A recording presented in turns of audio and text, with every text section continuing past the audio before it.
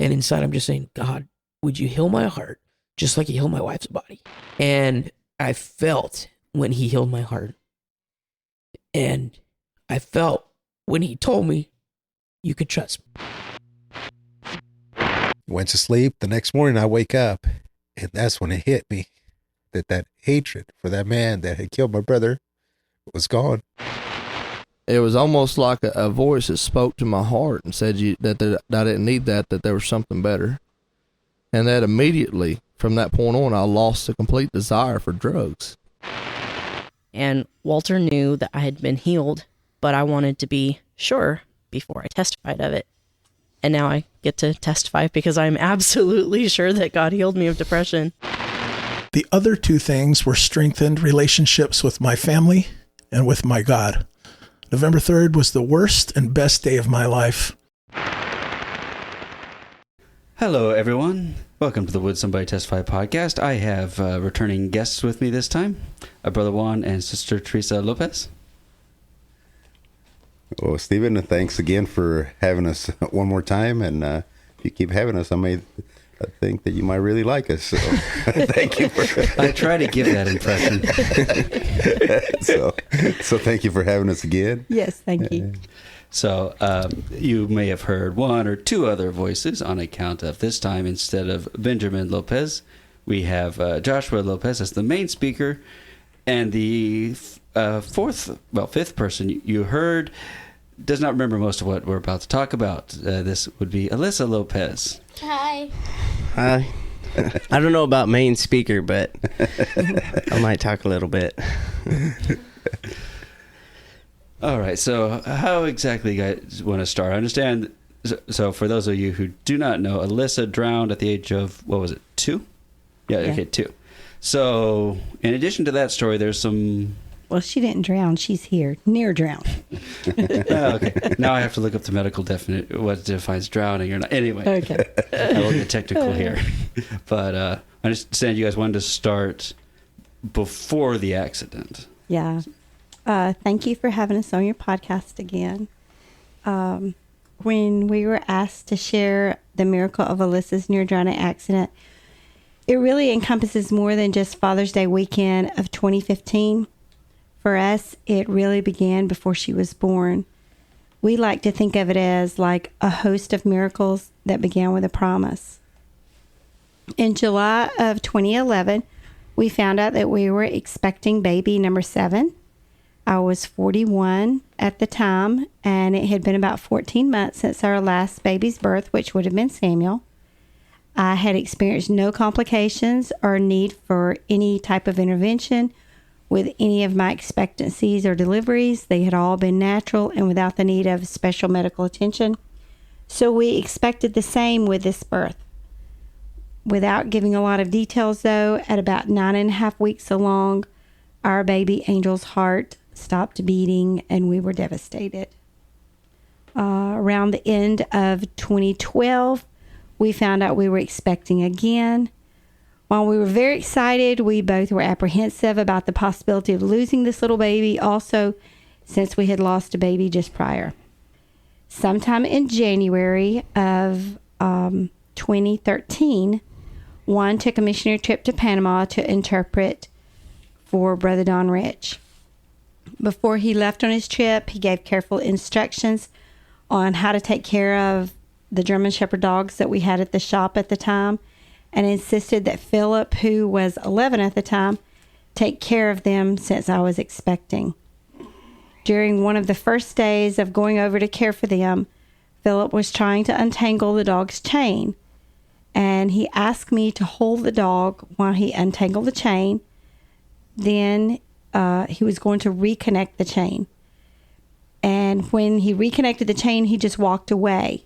And while I was walking away from the dog began to walk with his chain fully extended. I could see the chain approaching me, and I tried to grab it so I could step over it, but the force of the dog was more than I had anticipated, and I was knocked down. Later that evening, I experienced symptoms similar to what I had with a previous expectancy, and at bedtime, I gathered my children around me and asked them to pray for me because I wasn't feeling well. The following morning, I felt the need to contact Juan since the symptoms were persisting. I say try to contact Juan because he's sharing an international phone with someone. The connection's not good. So I just sent a discreet text that said, I think this baby will see our baby angel before us. I was 9.5 weeks along, which was the exact same time when I had lost baby Angel. And at this time, Brother Don was hosting a pastor's meeting with 3 day services. And Juan, you want to pick up there, the Panama side of this? Every year, Brother Don would have a meeting and would bring all the pastors in and have a 3 day, 3 services per day. And we had that morning, we had already had the first service, and we went to the mission house, and my phone, I checked my phone, and I saw a text from Teresa that it said that it looked like our baby might see baby Angel before we would, and so I didn't know what to do. I knew Brother Don needed me, but I knew that my wife needed me more than Brother Don, and I didn't know how to break the news to Brother Don that I needed to leave. And so I was in my room, I was praying, and Brother Don was in his room, and I decided I'll wait till he comes out to tell him that I need to leave. And when I heard him make some noise, I came out, and before I could say anything, he approached me and said, I've been praying, and I felt like having one of the natives preach the next service, which I was a shock to me because Brother Don never does that. And so I still didn't know how to tell him. So I said, sure, that's fine. I thought, well, since it was almost time for service, I thought, well, we'll go through service, and then after service, I'll let him know. So we went to service, and of course we had the usual singing and, different things that he does with the service. And then he turned the service over to Brother Jeremiah. Yes. So he began preaching, and he began sharing how that his church was not doing real good at the time. I forget, he had maybe like 20-some, 30-some members, and he was praying and asking the Lord to help him to be able to win souls. And he felt like the Lord told them, if you can preach to your people and let them know that they're only coming to show off and more of a fashion show than to worship me. But if you can tell your people to come and worship me, I will begin saving and healing. And Brother Jeremiah shared that it took him almost a month of convincing his people that they needed a change and they needed to dedicate themselves more and actually come to church to worship and not just to be seen. The area where Brother Jeremiah is from is a little more prosperous part of Panama. There's a volcano and very fruitful, and so the people do a little better off, so they dress up a little more. And so he said after about a month that people would really begin getting in and dedicating, and the Lord began saving, and the Lord started healing. Well, it didn't take long for the community to find out that the Lord was blessing the church. And he said one day his phone rang, and there was a lady from the community, and I called him and asked if it was Brother Jeremiah. He said, yes. He said, I hear that you guys pray for the sick. And he said, yes. She said, can I bring my son and get him prayed for? He said, what's wrong with your son? And she said, he's got AIDS. And he said immediately he didn't want anything to do with that lady. He said, I was ignorant and did not know much about AIDS. All he knew was that he didn't want anything to do with it. And so he responded by saying, the Baptist down the road pray for the sick also. Take him over there. And he hung up on her. He said, I was so terrified. I didn't want her coming to my church. And he said it wasn't long that he heard a knock on the door, and just the desperation on the lady's voice. He told his wife, it has to be that lady. He said, don't open the door yet. let me run out the back, and I'm going to run out around the church, through the church to go out in my car, and I'll drive, but not drive away. I just wait a few minutes to answer the door. So he started exiting out the back of the house and around through the church to hide from that lady. And he said he was coming through the church when the lady, I guess, figured it out what he was doing, and she intercepted him and through the front of the church. He said he was about halfway through the church when she walked in. He said he got so scared, and he asked her to stop. Said, "Don't move, just stay there." And she cried and begged. Said, "Brother," he said, "please, they've only given my son a few weeks to live. He's gonna die. Can you please pray for him?" And he thought, "I know this lady's not gonna leave unless I pray for him, for her son." So he said, by that time he had jumped on top of the altar. He said, "I was so scared that I didn't want to be on the same pavement as the lady with her son with the AIDS." He said, "So I was on top of the altar, and I told her, I said, just stay there and I'll pray for you, you know." And as he was going to start praying, the Lord said, "Get off the altar, put your hands on that boy, and I'll heal him." And he said he had no faith, and he was still scared. He said it took the Lord 2 or 3 times telling him, "Get off the altar, put your hands on that boy, and I'll heal him." Finally, he said, shaking and scared, he walks to the boy, and he said, "I said just a simple prayer with no faith, just still scared, put my hands on him and prayed just like the Lord said." And they left. He said he was terrified that he had touched somebody with AIDS. And I think a few days later, the lady comes with a paper from the doctor, and he said he was clear. There was no AIDS.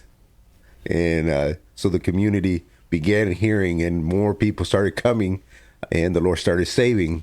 At the time when we would have these meetings with Brother Don, between services, sometimes he would sit each pastor and he would interview him and ask him, "Okay, my paper shows that you had so many members last year. How many do you have this year? And how's the church doing?" And just ask him little questions.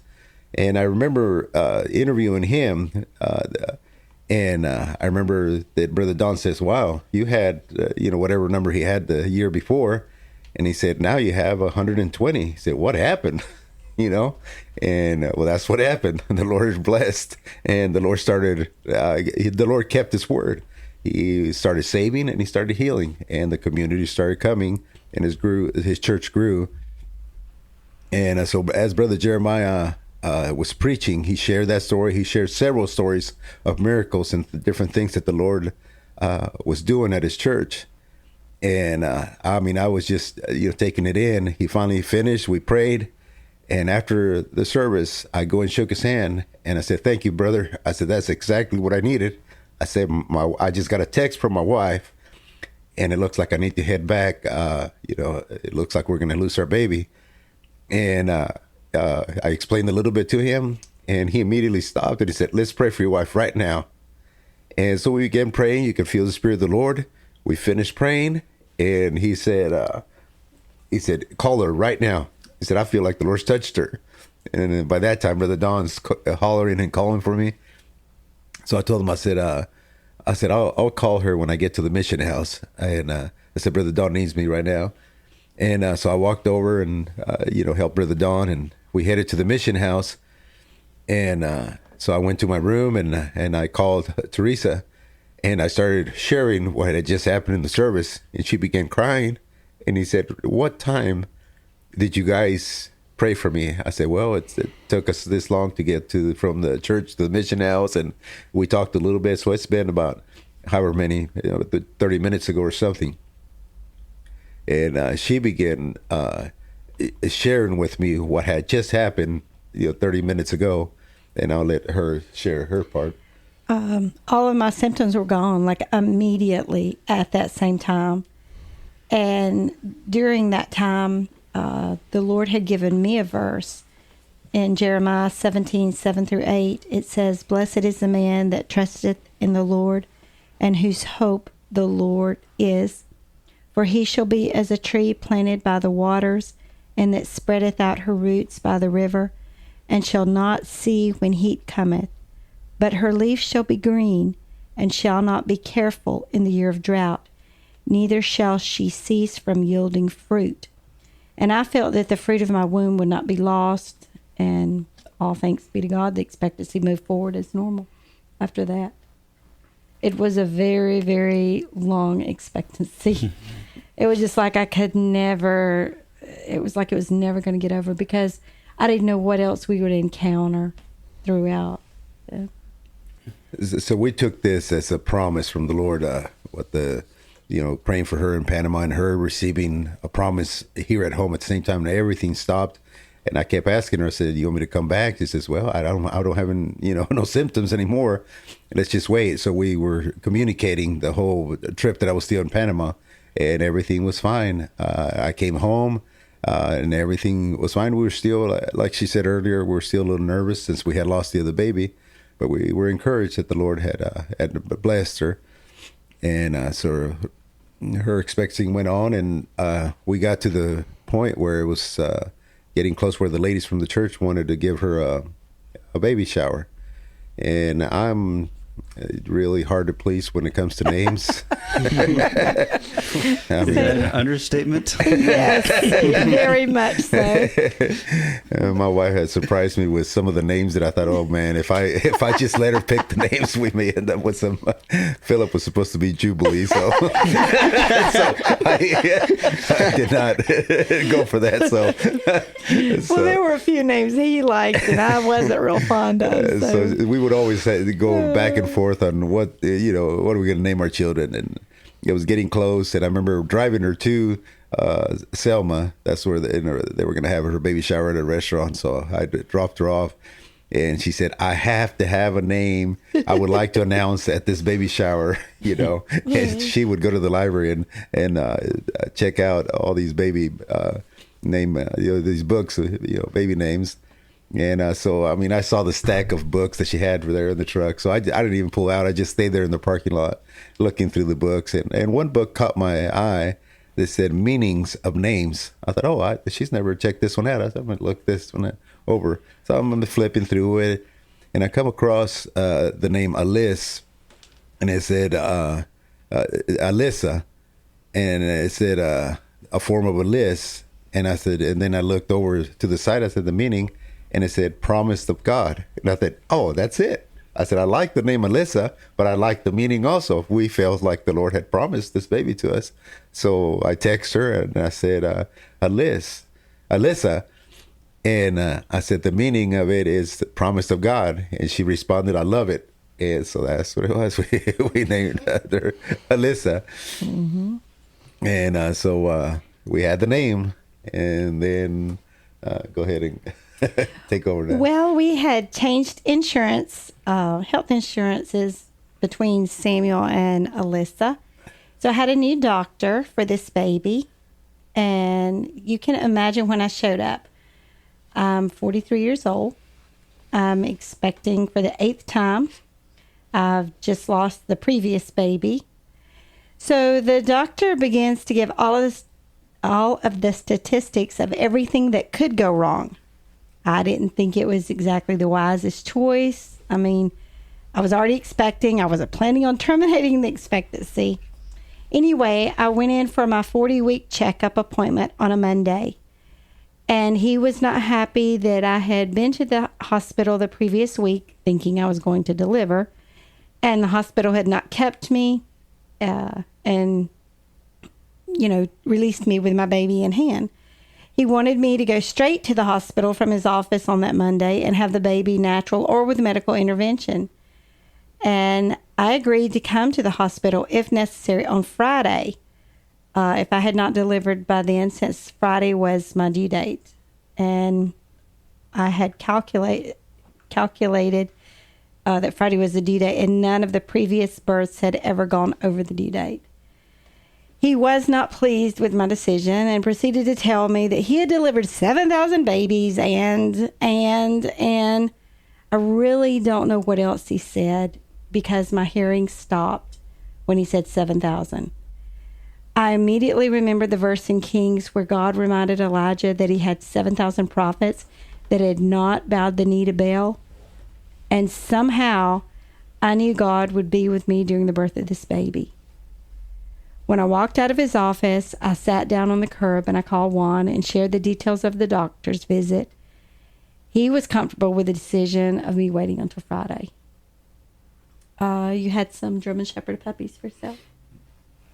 Yeah, at that time we had some German Shepherds, and the mama had a bunch of babies, so I needed to get rid of them. So we posted them, and this couple came to see the puppies that night. So I was busy showing the man and the puppies, and the ladies, when they walked in through the house, she saw that my wife was expecting, and she decided to have a little conversation with my wife. And we quickly found out, she said, I'm a midwife. And I said, really? So I immediately began to share my situation and ask questions. And after a really short discourse, she assured me that I'd made the right decision to wait till Friday. And I felt like that the Lord sent the couple to buy a dog that night for me. I don't know, did you tell? Basically, their house had been broken into the night before, and they did not want to spend another night in the house without security. And so they were pretty strong about coming that evening. And so I thought that that's what I needed. That was pretty neat to me. On Wednesday, 2 days later, I woke up around 3 in the morning. I walked around. I got something to drink. I concluded that was going to be the day. I was already seeing signs. I was pretty sure that was going to be the day that Alyssa was going to be born. And so I just went to rest around 5:30 in the recliner in our bedroom. And Juan was getting up about that time to start his day. He asked how I was feeling. And I shared with him, just going to rest, but today's the day. And so I went to sleep. And suddenly I was awakened at 6:25 with birth pains. And for the next half hour, I eased around trying to decide how to get ready. The pains were certainly bearable, but frequent. And at 7 o'clock, it was evident Alyssa was about to make her debut. I came in and was checking on her, and I asked her, I said, how are you doing? He said, it's time. I said, okay, let me just finish getting dressed, and I'll take you in. She said, you do whatever you want, but I'm not going anywhere. And I said, she said, I can't move. And I said, I'll pick you up and I'll take you to the van. He said, don't touch me. I'm like, oh no. I don't remember saying that, but I believe it. I knew that things were pretty serious. And I think, oh no, what am I going to do? And so I quickly go and then get dressed and not knowing what was going to happen. And I come back to check on her again. And she had told me, so you can do whatever you want, but I'm not going anywhere.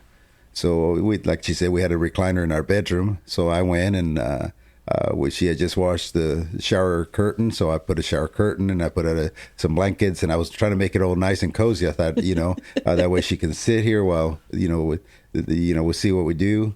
And then all of a sudden I walk in to check on her again, and a surprise. Here comes Alyssa. Things started progressing, and I'm thinking, oh no. So I immediately call 911, and I tell them, I said, my wife's, about to have a baby here at home, and this and that. And they said, okay, we'll send somebody right over. And they hung up on me. I thought, wait a minute, that's not the way it's supposed to happen.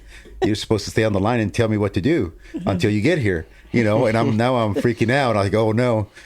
So I walk in back, and by that time she was right. She couldn't move. And so she's, there in the bathroom, sitting on the floor. Her mom's there helping her. And all of a sudden, here comes Alyssa. So I became the doctor, want to or not. The paramedics showed up, and I remember the look in this older gentleman's face when he opened the door and walked in and sees me holding my little baby. And he looks at me like, what are you doing? I'm thinking like, you're late. I wanted to fire him right then, but I still needed him. So, but anyway, he looked at me like, you're not supposed to. I said, I know I'm not supposed to be doing this. You're supposed to be doing this, but you're late.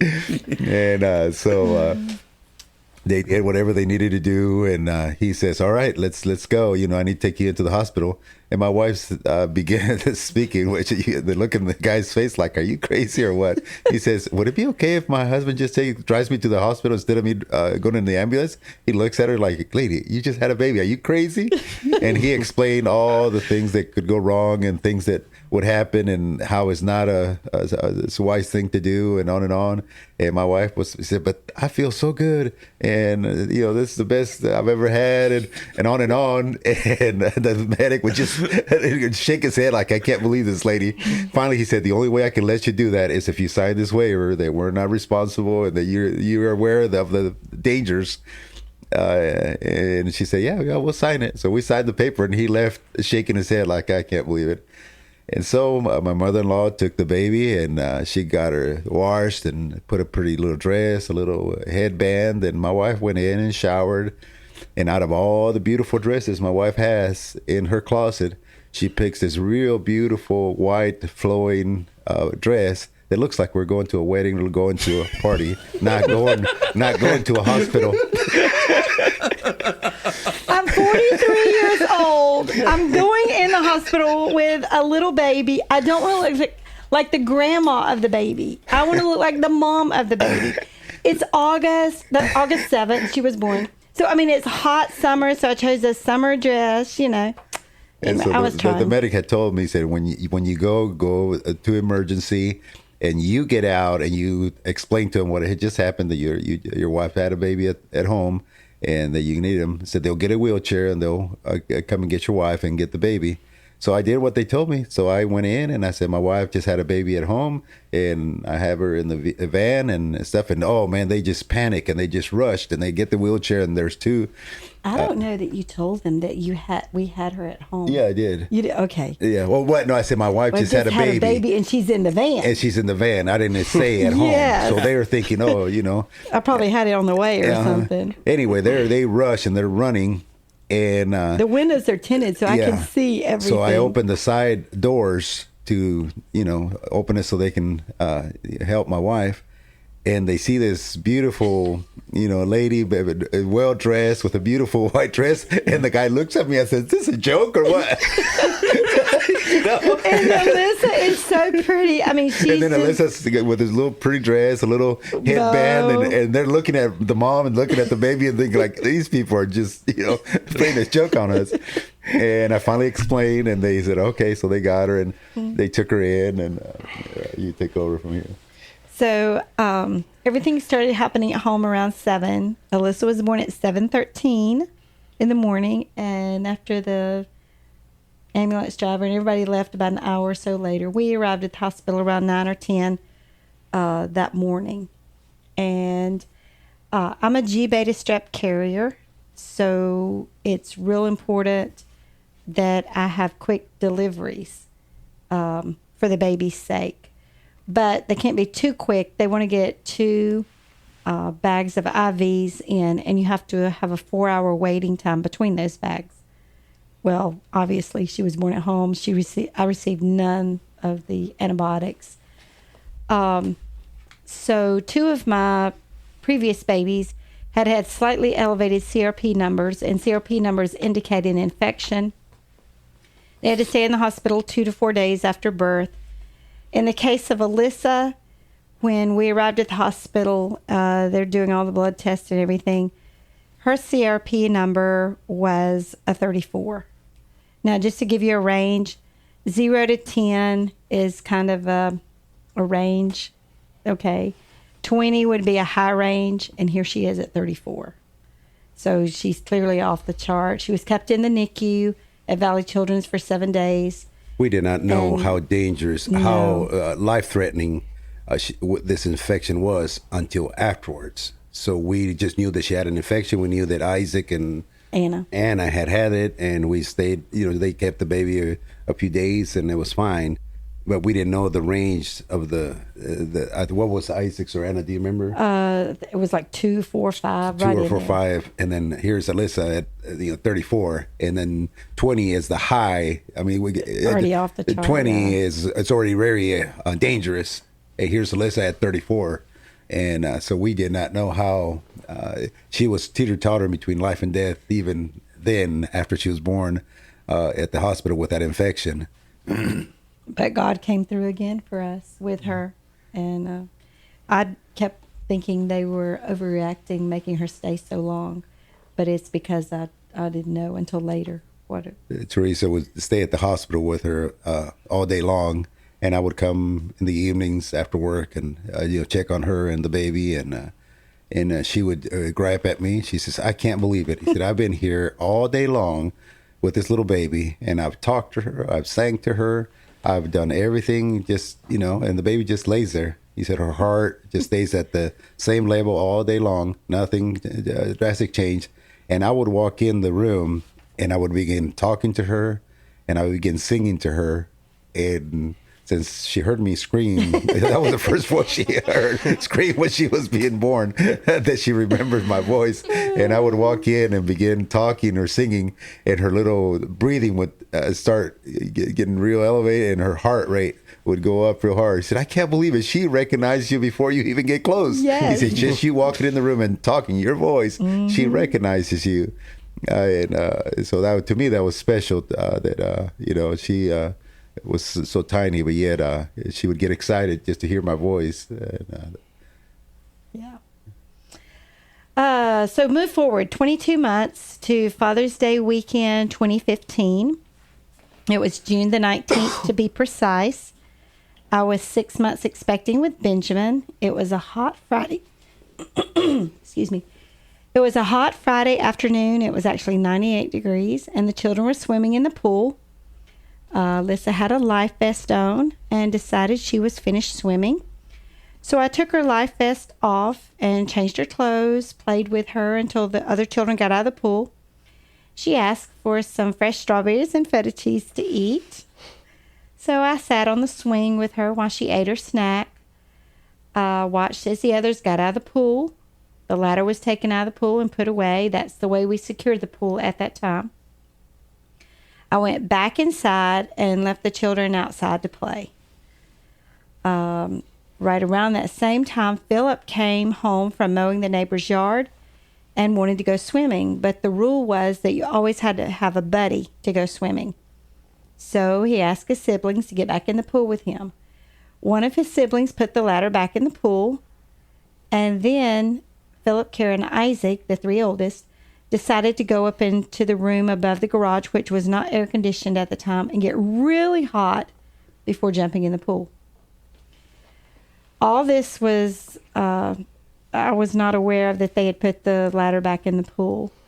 And basically, they got distracted and started playing games. We have it's like a game room upstairs, so they found some books and games and started playing, thinking that they were just going to be there for a few minutes to get hot and then go swimming. They forgot about swimming and left the ladder there, and they just started playing. And Anna, Joshua, Samuel, and Alyssa. Anna was 7. Anna was 9. Joshua was 7. Samuel was 5, and then Alyssa was 22 months. All began to play outside on the side of the house. Samuel became miffed with his siblings and decided to come inside and tell me.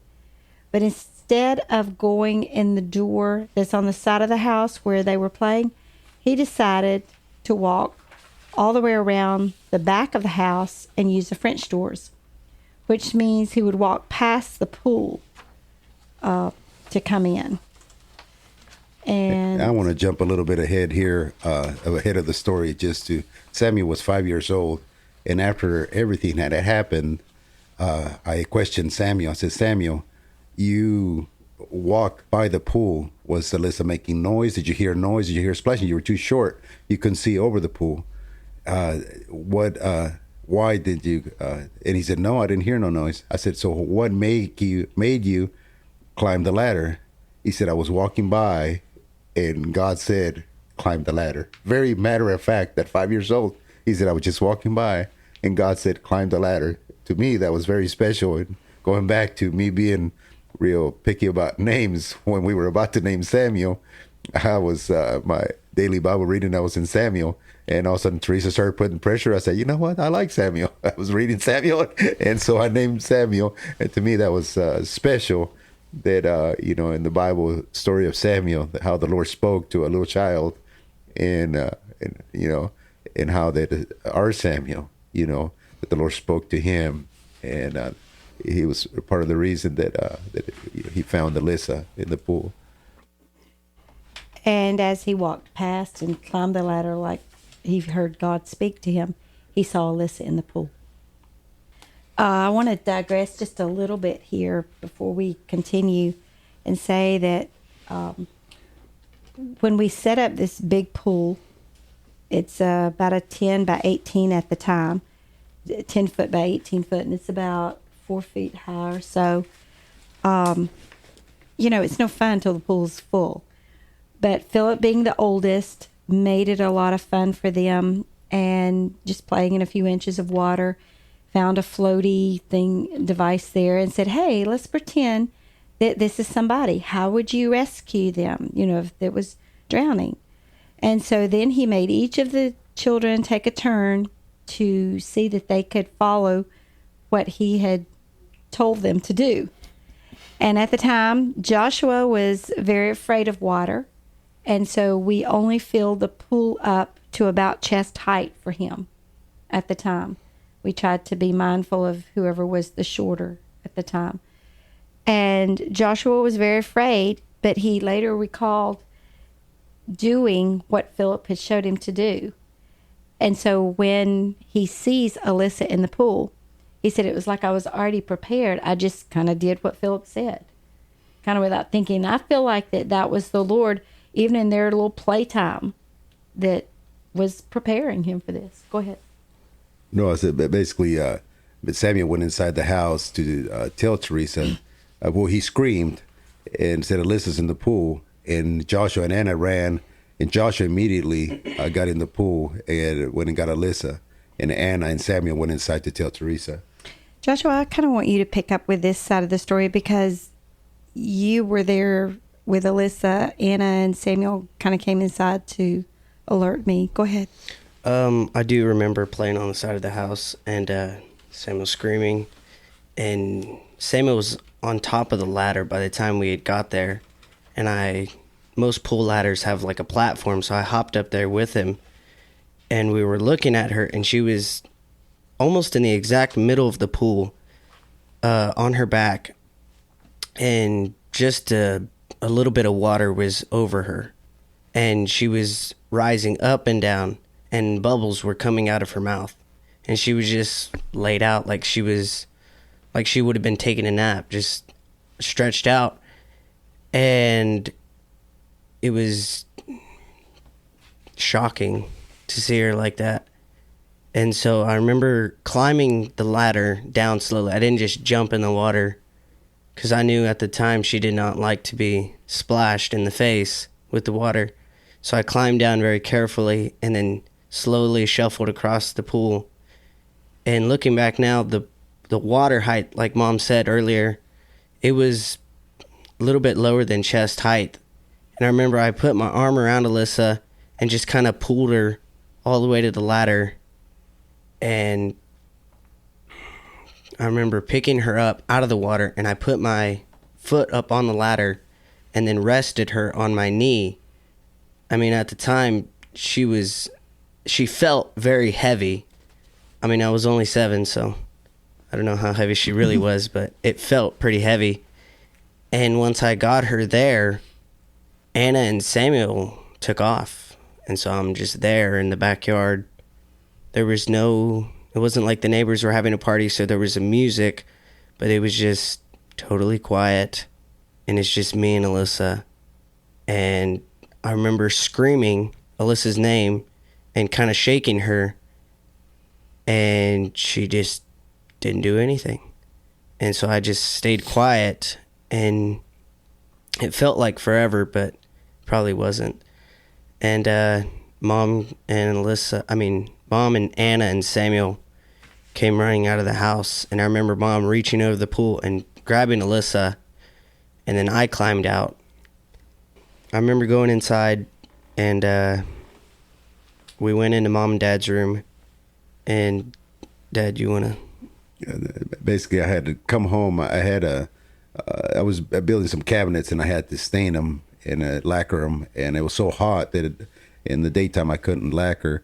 So I would do a lot of the spraying at night, and I had been working 36 hours trying to finish this job and working the nights spraying and taking little breaks while things were drying. And so I came home that afternoon, and I told Teresa, I said, I'm going to sleep about 4 hours, but I have to go back once it cools down to keep spraying. And so you imagine being awake that long and then going to sleep. So, I mean, I was out. And all of a sudden I hear Teresa screaming my name, and I suddenly awake, and all I could hear her saying, we just found Alyssa in the pool. And she hands me Alyssa. And I remember trying to wake up and holding my lifeless baby, and thinking, what do I do now? And I tried to squeeze her little belly, try to turn her over and pat her to see if she could spit out some water, try to do something. And all of a sudden I realized I'm not focused, and I really don't know what to do. And I said, just rush her to the fire station. And so she grabs Alyssa and takes off. And I immediately, then I see her run out the door with Alyssa, and some of the children followed her, but I didn't count, or I didn't see who did or who didn't. And all of a sudden I'm realizing, well, I need to get the rest of them and make sure I take them with me. And so I started hollering around the house, just walking around the house and hollering. I said, who's still here? Who's still here? And when I got to the bottom of the game room, I opened the door and I hollered up, and Philip, Kara, and Isaac came down. And I asked them, I said, do you know what's going on? What just happened to Alyssa? They said, no. And I said, Mom just found her in the pool. And they immediately fell down and began praying. And I went back to the room, and I realized that Samuel was still here. So Samuel heard me crying, praying. I was beside myself. And I was walking back to my room. I had to change. And Samuel all of a sudden stopped me, and he said, Dad. His way to comfort me was we already knew that Teresa was already expecting Benjamin. We had already named Benjamin. So his way to comfort me said, Dad, just don't worry if Alyssa dies. We got Benjamin coming. And I remember, that was his way of comforting me. And I remember turning around and I said, Samuel, you tell Jesus that we want Alyssa and Benjamin. And immediately a 5-year-old, gets on his knees and starts screaming. He said, Jesus, we want Alyssa, we want Benjamin. Would you help Alyssa? And I would go finish getting dressed, and I take the rest of the children. And by the time I get there, I see the helicopter landing at the soccer field. And I go inside, and the firemen are working with Alyssa. They got her to throw up. They put some oxygen on her, and they said she's real serious. We're gonna have to airlift her. And I asked them, I said, can I ride with her? They said no. There's with the medics and her and stuff, there's not enough room for you. You're gonna have to just meet us there. And I immediately went to a side room and called Brother Denver, and I told him to pray, told him what had happened. And by then, the police had showed up at the fire station, and we were, watching Alyssa getting taken. And the police comes to me and he says, "We need to go to your house and inspect the pool." And I'm thinking, why do you need to do that? I mean, I didn't want to go. I need to go to the hospital. But so he followed us home. And hold on just a second. I want to digress go a little ahead. bit. So I take Alyssa to Juan. He's awake. He shared what transpired. While he's holding Alyssa, I see some keys, and I just grab them to go. And I grab the set of keys of his truck that he's just come in with. It's a 4x4, lifted, 16-foot trailer attached, facing the opposite direction from the fire station. I'm barefoot, and Joshua and Anna run behind me. And I'm climb up in there and put Alyssa across my lap, face down, and can barely reach the pedals, and flip a U. Don't take out any mailboxes, and head to the fire station. And on the way there, Anna and Joshua began to ask me, like, what if they're not there? What are we going to do? And I really wasn't sure. I didn't know. I was just hoping that they were there. But after everything was over, we tried to go back several times to give them some cookies and to tell them thank you. And they said, I mean, we could not find them there. They would be gone. And they said we were, quote, lucky that they were there when, you know, we showed up with Alyssa. We felt like it was providential that there was help there.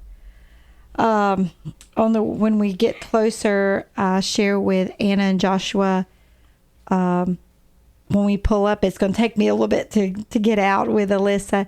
You two run and start knocking on the door and tell them what's happening, and I'll come in with Alyssa as quickly as possible. Joshua, you remember anything about that, or Yeah. the ride to the fire station or getting to the fire station? I remember climbing up in the truck, and Mom wasn't the slowest driver because it was an emergency. And me and Anna were both still in our swim clothes, so we were still wet at that point. I remember getting out and running up to the door with Anna, and we're just pounding on the door as hard as we can and ringing the little bell, and just on and on and on. And finally, we're looking through because it's a glass door, and we see somebody come out through the back, and he just looked panicked, like, what in the world is going on? And we're trying to explain to him what's going on as soon as he opens the door. And here comes Mom with Alyssa, and she brought Alyssa in, and they laid her on the floor there and began to work on her. Well, I mean, I couldn't go home, so me and Anna were just sitting there watching this whole thing, and it was interesting, to say the least. And remember there was 2 men there, as far as I know, and Mom was on the ground with them trying to help Alyssa and move her and whatnot, and they cut her shirt off of her. I can't even remember why. There's probably a reason. Yeah, they were needing to just have access to her. Mm-hmm. And everything was wet, and it was just a mess. It was just going to be easier. And I said, do what you have to do. Yeah. And I remember they checked her eyes, and her eyes just rolled back into her head. There was absolutely no response. And they kept they gave Mom a little oxygen bag, I guess, with a mask on it. And they kept telling her, just put it on her face, put it on her face. And almost every time she would try, Alyssa would begin to throw up. And because the last thing she ate was feta cheese and strawberries, it was red and white. And so in their mind, that was blood. And so they really freaked out. And I remember them calling on their radio and talking to one another. I'm just sitting there watching the show. And I remember them calling the helicopter in. And by the time the helicopter had got there, I walked outside, me and Anna did, and we got in the van. Dad had brought the van by that time. And we were just sitting there watching everything. And they had shut down the entire road. And that was new for me. I'd never seen anything like that. It was weird watching Alyssa get carried on a little stretcher board. You couldn't even tell what it was they were carrying, but they were carrying her, and it was very weird to see that, not knowing what's going to happen. And then I remember us going home, and when we got there, later the fireman that answered the door where Joshua and Anna were told us that was the scariest he had ever been. He said, when we receive a 911 call, we're given some details of what we're going to face. And he said, so you're somewhat mentally prepared. He said, I just look out and see 2 little children beating on the door. And by the time I open the door, you're there and you hand me this lifeless baby. And he said that was very scary for him. He told her that he thought she was already dead when he got her just by holding her. He said she's gone already. But of course, he didn't tell her, and he began working with her, got her to throw up, and so it was very traumatizing, even for a fireman that was not trained. prepared to what he saw. The second fireman kind of is more in the background. He arrives, and because I think he was not so into, the care of Alyssa, he kind of began to think for the other firemen and suggest things to do and bring him medical supplies, and quickly assessed, we need a helicopter. He said, I'm calling a helicopter in. And later, one of my children had to do a report on the air traffic control at Fresno or something. Anyway, I went with them to do their little research. And so they were, in the course of all that, they said, oh, and over here, this is where the medical helicopters fly from. So we started asking questions, since that had, been something that had happened to us. And they said, oh, when we received those calls, we shut down everything. The military airway, the commercial airway. It's all about this medical emergency. So later we told Alyssa, yeah, you interrupted all air flight in and out of Fresno Airport that day. And so here they began to work with her.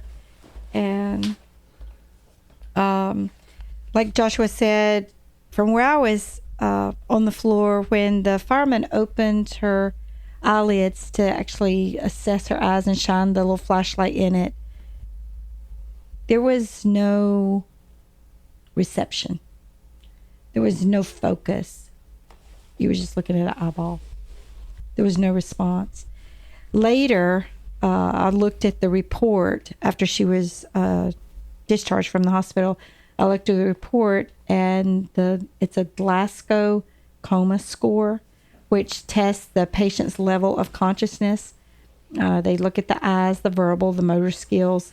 It's a scale of 0 to 15. 15's like the best. 0 means you're dead. If you're 8 or less, then you're comatose. And Alyssa was at a 3. So she was... low scores are associated with a high risk of death and poor outcomes. So it was not looking good. She gets on the helicopter. Like Juan said, none of us were able to go, and we watch her fly away to Valley Children's. I get in the van to bring the children home. Juan jumps in the truck and to get it out. When I get in, one of the children said, is she alive or is she breathing? And I said, yes. And they said, it's a miracle. And I said, it's a nightmare. To me, yes, she was breathing, but it wasn't really much else. With assistance, she was not breathing on her own. Yeah.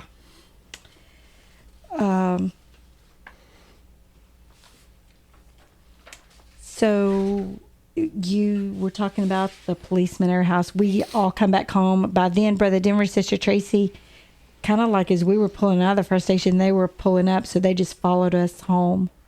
And okay. So I'm wet and from carrying Alyssa, and so I go to change clothes. And when I come out, my children are all seated on the sofa there. There's 3 policemen standing in our living room, questioning them. And when I come out, one of the policemen hand gestures to me, like, be quiet and stay right there. Don't interfere. We have to finish the interrogation, and we do not want your input or for you to influence their responses. So here I am, just on pause, on hold. I don't really know if you had even got home by then. Yeah. And you were here. Okay. So we're just standing waiting. Brother Denver's sister Tracy are just standing back. When they finish all their questioning, they ask Juan if they can go out and look at the pool. So he takes them out to look at the pool. And then they leave. And we're all like, let's go to Valley Children's. And Brother Denver says, let's all pray before we go. When we knelt down to pray, I wanted to go pray next to Juan and feel strength because of all that had just happened. But I kind of put my feelings aside, and I went and prayed beside Joshua, and he prayed right there at the fireplace, at the hearth. And I went over, and I just put my arm around him, and when I did, he just broke and cried and cried and cried. And to me, it was like I realized he was left alone with her, unresponsive at the pool. She was dead to me. Later, you shared that you thought that she was dead. I mean, when you couldn't get any response from her, that you thought she was dead. So, in his mind, she's gone. You know. Yeah, it was traumatizing at that point. Anyway, Teresa said earlier that, you know, I had my truck with the trailer, so I thought, well, I can't drive to the hospital with a trailer. So I told Brother Dimmer I need to go to the shop and drop off the trailer and feed my animals. He said, why don't you go to the shop and drop off your trailer, and me and your boys will stay and feed your animals, and I'll take your boys. And I said, my wife can take your wife, and, you know, get going. And so Sister Tracy and Teresa left. I took my truck to the shop and dropped off the trailer, and Brother Dimmer took my children. And they fed my animals, and I started driving, heading to the hospital. And of course, I'm crying and praying. And I remember driving on 41, and I was already on 41 when I remember, you know, all these thoughts come to your mind and all these feelings. And I remember telling the Lord, I said, Lord, I don't understand what's going on. I said, but it's just like Job, you know, the Lord giveth and the Lord taketh away. Blessed be the name of the Lord. And I remember telling the Lord, I said, I don't know what's going to happen, but if it's your will to take my little girl, I said, you know better, and I will never blame you for it if it's your will for her to go. I said, but I just want to thank you for those 2 years that you've given me with her. And I really sincerely began thanking him for my little girl.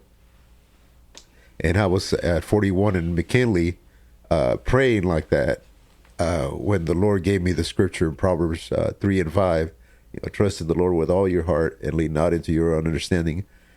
And when he gave me that verse, it just brought a calm. I was still crying. I was still praying, but there was a peace, a calm that I can't explain. And so I kept driving and praying. And when I got to the hospital, it's almost like all the crying left, and now it was time for me to be, get a hold of my composure and be there for my wife.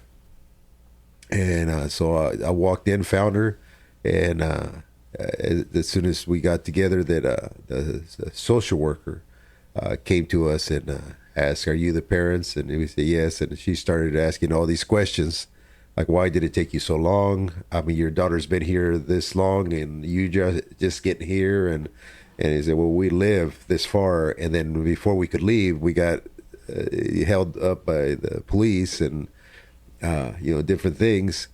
And she finally okay, and finally she took us to where Alyssa was, and the doctor comes out of the room and introduces himself and asked if we were the parents, and we said yes. And he said, "I want to let you know that we are trying our best to save your little girl's life." He said, "We don't know if we can." She's very serious, but we're trying our best. But I want you guys to start preparing yourselves that if we are able to save her life, that she'll be brain dead the rest of her life. And so that was not a good, greeting from the doctor. And after a while, he allowed us to go in to be with Alyssa. Just 1 second. I want to digress just a little bit. Huh? I want to digress just a little bit. Brother Denver stays there and feeds the animals with the children and starts to bring them in the van. And he says he starts out in the van, is just silent. And he's like, "This is not good. We got to break this silence." So he encourages them to sing some little booster band songs. And do you remember which one y'all sang? You told me this later, but I didn't remember it. Yeah, I wasn't either, so I didn't know. He's the one who told us. Go ahead. We started to sing the song, "Jesus Is Your Ticket to Heaven." Fun, upbeat song, but boy, it had a double The meaning that day. timing, yes. And so then Brother Jim was like, well, maybe we just need to sit in silence. So anyway, I think y'all ended up singing some other songs eventually. Yeah, I don't remember much. Sister Tracy was driving me. By the time we got to 41, I had grabbed a little play dress for Alyssa because I knew that they'd cut her little clothes off. And I grabbed her little Cousin Billy blanket, as we call it. It was her favorite little blanket. And I don't know, I saw the same thing Joshua saw. To me, she was dead. But I don't know, I was still a mom. My baby needed dry clothes. My baby needed her blanket, her comfort. And I don't know why I did it, but I did. So we get to 41 and Sister Tracy looks over at me and she says, okay, how fast do you want me to go? And I said, just drive normal. It's Friday evening. I mean, there's nothing I can do. She's in God's hands. And so then my attention turned to Benjamin. I'm expecting. I really was not hungry, but I knew I needed to think about my baby. So she did stop. She got me some Gatorade, just something to stay well hydrated. And like Juan said, we arrived at the emergency room there and identified ourselves and were greeted with what took so long. And then the social worker takes us to the room, but before we can go in, we have to answer her questions. And she starts with, so where were you when Alyssa was found in the pool? And I'm thinking, my baby, I can see through the door. I just want to go see about my baby. But I don't know. We had policeman interrogate, social worker, and finally, like one said, once we did get to the doctor, that's the way we were greeted. They took us to a trauma room where Alyssa was in a bed in the middle of the room, surrounded by 12 medical professionals. And the nurse was trying to put a tube down Alyssa's throat. She had aspirated some of her throat up in the process, and so they were going to suction her lungs. And Juan, you share. I didn't know what they were doing, but I could tell there was one of the nurses was trying to put that tube down her throat. And every time she would try it, Alyssa would move and move around, and she wasn't able. And then she would kind of calm her down, and then try it again, and she would move again. So I just stepped over there, and I began rubbing Alyssa's arm and began talking to her and singing to her. And immediately, when she heard my voice, her whole body just went limp and just relaxed. And so I just held her little arm and kept singing and talking to her. And the nurse did her thing. And when she finished it, oh, thank you so much for helping me. And when she got finished, I walked back to where Teresa was. And I told her, I said, I don't know what's going on with that little brain. I mean, the doctor just told us that, if they can't save her life, if they are able to save her life, she'll be brain dead. And I told Teresa, I said, I don't know what's going on with that little brain. I said, but that little brain recognized Dad. And so that gave me a little bit of hope that she responded to my voice. And so we stood around there for a long time. And it seemed like every 15 minutes they would run another test. And they're sharing the information with each other. And we're hearing what they're saying. And after a while, you learn what they're talking about. I mean, at least part of it. And we realized that things were either staying the same or getting worse. And that's whenever she finally did suction Alyssa's lungs, she sees red and curdle, feta cheese coming through the tube. And they start talking like, oh no, is there internal bleeding? And we realized what's going on. And we said, no, it's strawberries. And they were like, we thought we had more, to deal with. They were getting ready to do a major surgery because they thought there was some internal bleeding, and I kind of find out it was just strawberries and feta cheese, that she had gotten in her lungs. Yeah. They were trying to suction it out.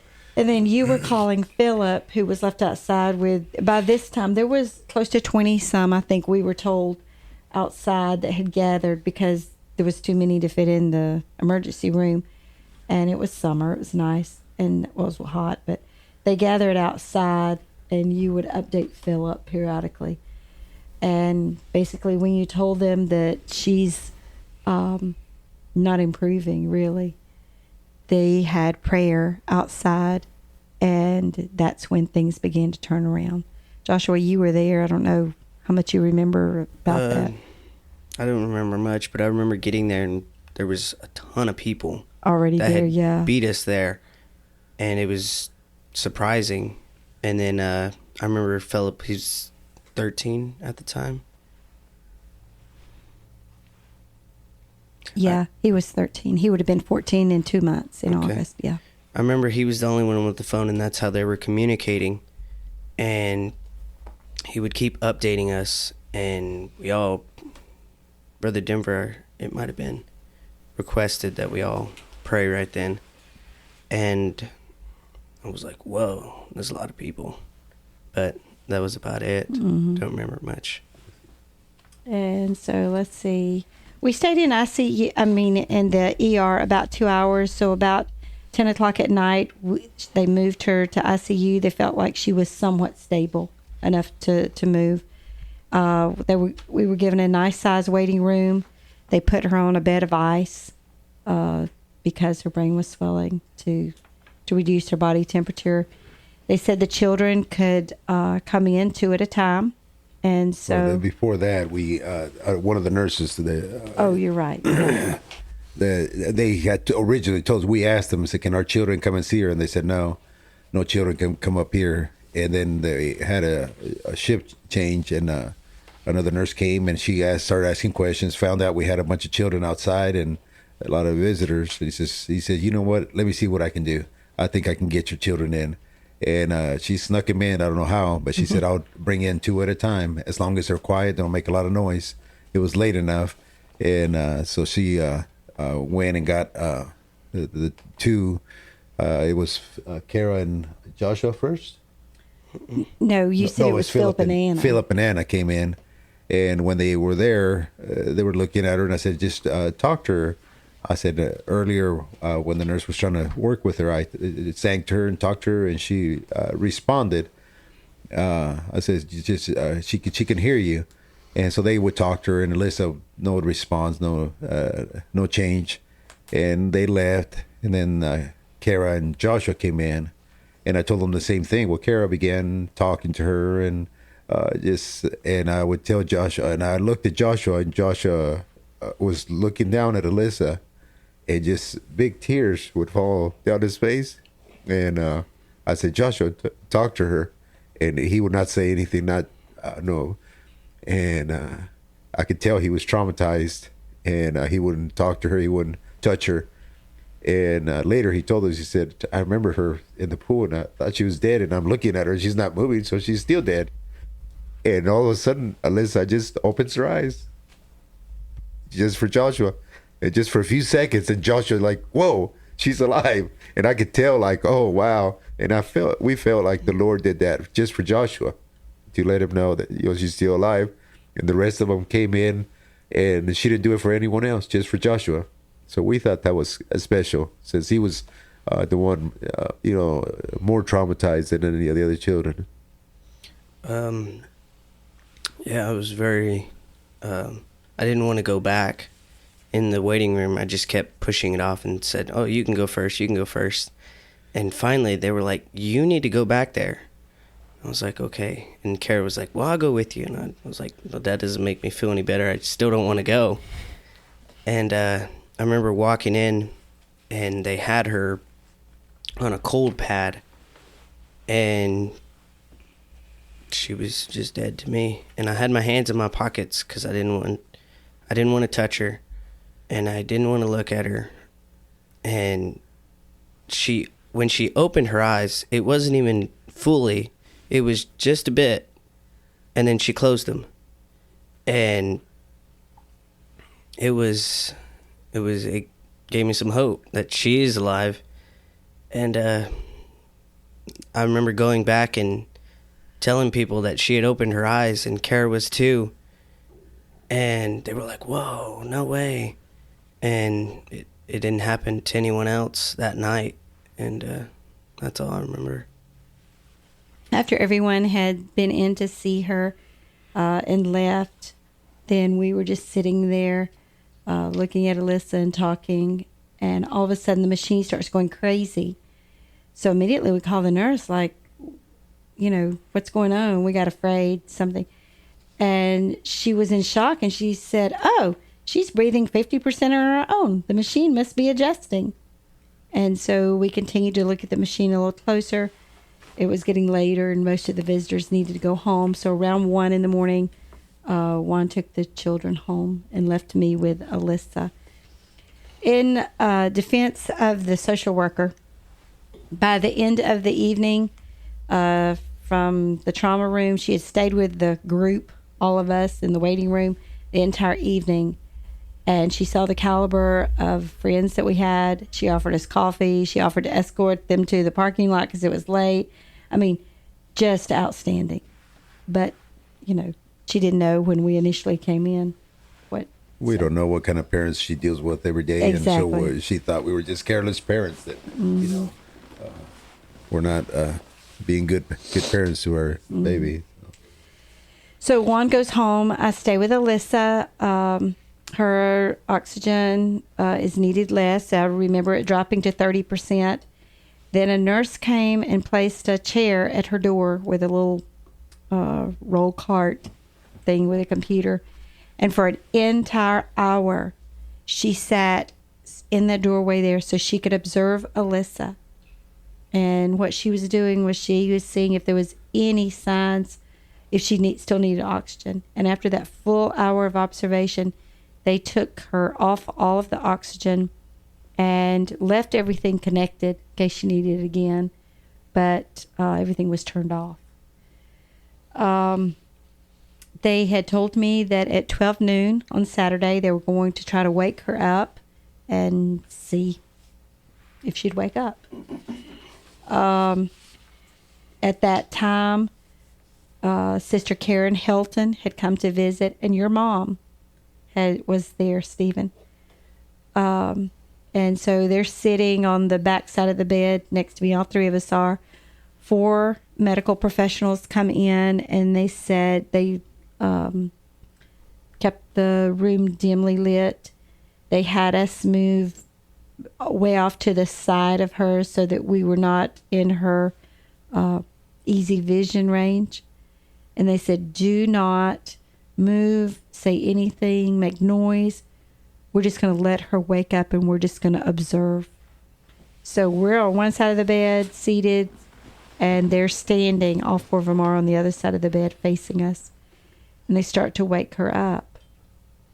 And someone had sent, it was Sister Rochelle's family, Esky, had sent a balloon, and they had tied it to the foot of her bed.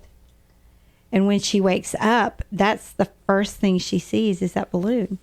Well, she goes to point to the balloon. And when she points to the balloon, she sees that there's a Band-Aid on her index finger.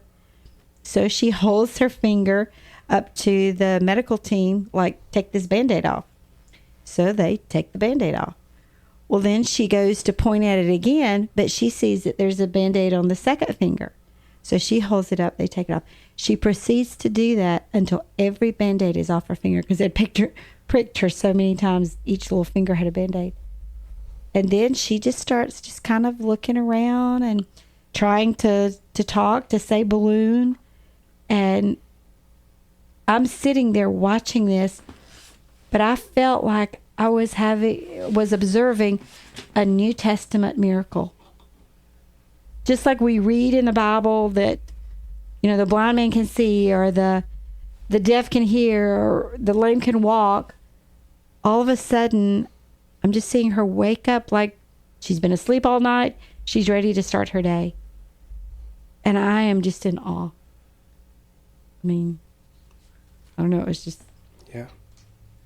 I wish that I had a video of it, but that was before the days we were videoing so much like we do now. And I wish that Juan could have been there, but we didn't know what to expect.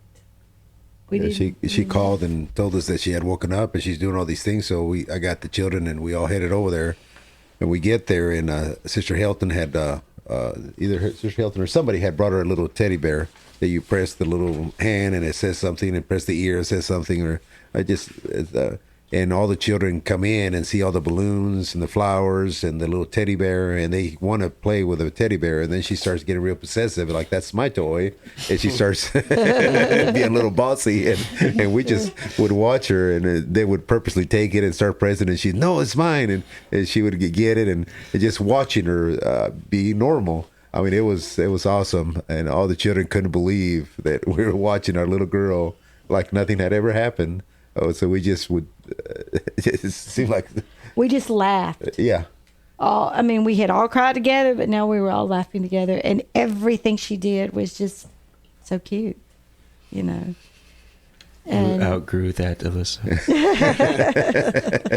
you outgrew it. So Juan is there, and when she sees her dad, she starts doing the sign language for food.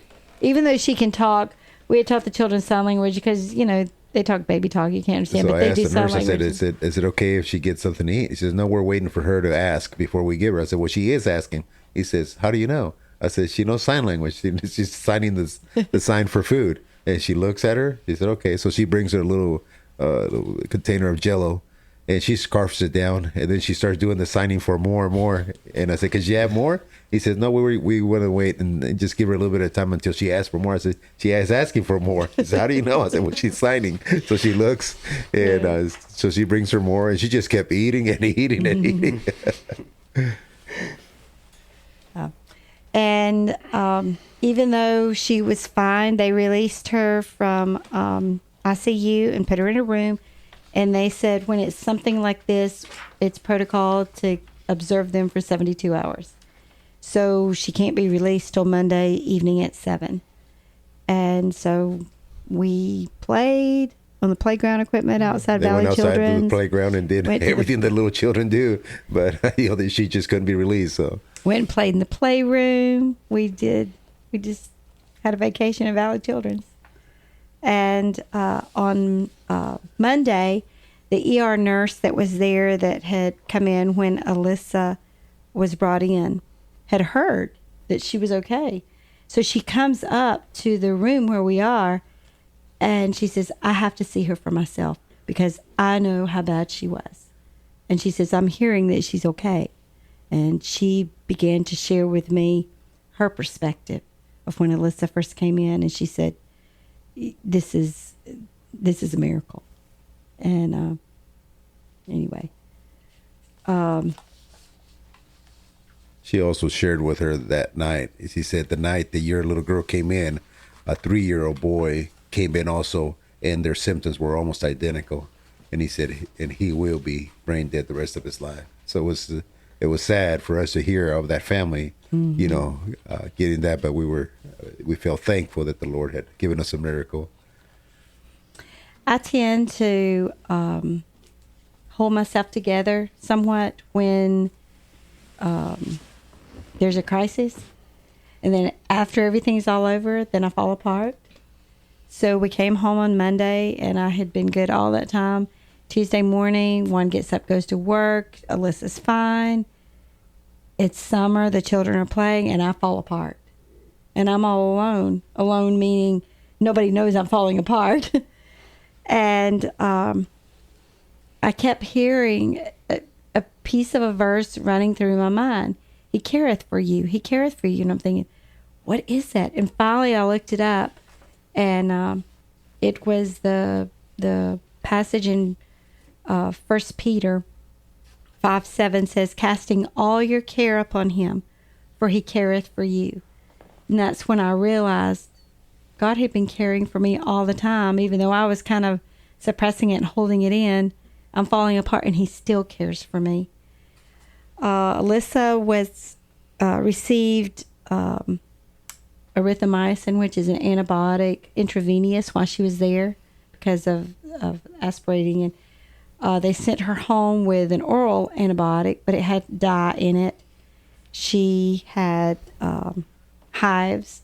So She took one to dose and she broke out. Yeah. And immediately we rushed her back to the hospital. And when she got there, they checked her out, and she's having a reaction to the dye. He said, well, don't give it to her anymore, but just watch her real closely. That if she runs fever, if she anything else, bring her back. And so we just observed her real close, and nothing. She didn't have to have no more antibiotics, right? You just...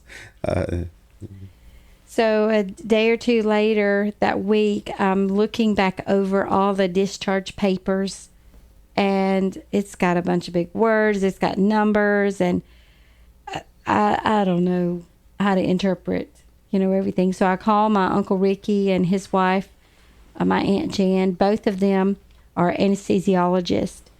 And for about an hour and a half phone conversation, We go through word by word, line by line, that whole report of the fire station, the helicopter ride, the ER, ICU, everything. And whatever the range was, she was extremely high or she was extremely low. She was not in the range, just over and over, all that they had done. And my Uncle Ricky concluded she should be dead. But since you tell me she's not, then she should have major organ damage. I mean, he began to ask questions. Does she have this? Is she experiencing it? No, no, no. And, well, since she doesn't, he could only conclude, like us, that we had received several miracles. And then people praying for her. Yeah, after it was all said and done, we went to youth camp, and some of the ladies, my wife stayed home that year, and some of the ladies came to me. So, I mean, a lot of the people, but I remember some of the ladies coming to me, says, we're so thankful you guys got a miracle. He said, when we got the news, we prayed all night. We couldn't sleep. And several people shared that. Sister Anna, Brother Darren's wife, shared that. Sister Valerie of hers. Several said that we got the news, we couldn't sleep. We just, prayed all night. And people started calling and sharing with us that they were, rejoicing with us that we had got a miracle. And we counted, besides all our fellowship in California, which we have a great fellowship that stood with us and prayed with us. And we feel like this miracle that we're sharing, we share with our whole fellowship and our friends and family, because they all had a part in it. We feel like their prayers made a difference. And when we, started counting up, I think we counted at least 11 states that were represented of people that heard about it and prayed and helped us through that tough time. So we give God the glory, and also we're thankful for the people of God that were there with us and help us pray. And we feel like they also received a miracle by their prayers. That's the miracle of our little Alyssa. And so a lot of people make fun of me, especially my children, that I treat Alyssa a little special, which I don't think I do, but they always... He does. So Hide behind being the youngest, Alyssa. Hide behind that. So I call her my little miracle princess. So you can see why. I mean, the Lord has blessed us with a little princess, and this miracle after miracle that we have experienced with her. And so we feel like she's a special little child. And I keep telling her that the Lord's got something for you, for you to have that many miracles. And the Lord has blessed us with several miracles with several of our children. And we started with Alyssa that the following year when it came that date that of her drowning incident, that we called it her second miracle birthday. It's her miracle birthday, so we celebrate, and so she enjoys having all these miracle birthdays.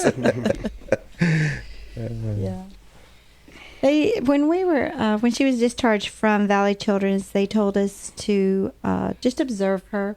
They said we're not going to do CT scan or MRI. Now that she appears to be okay, you just observe her. And so, of course, Juan and I are just like watching every move to see if it's normal or this kind of thing. And we concluded that instead of digressing or even being where she was, we felt like there were so many areas that she kind of took an advancement.